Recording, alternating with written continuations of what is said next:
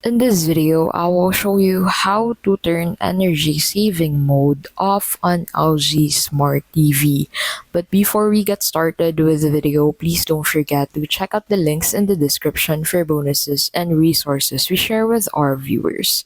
So the very first thing that you'll need to do is to go ahead and turn on your TV and then press the settings button on your remote. Select all settings in the settings menu and then select support. Now, after that, you need to select energy saving and then you need to proceed on turning off energy saving. So, select energy saving and set maximum to off. Now, that is how you can basically turn energy saving mode off on LG Smart TV. If this video was helpful, please don't forget to give this video a like, subscribe to the channel, and don't forget to check out the links in the description for bonuses and resources we share with our viewers.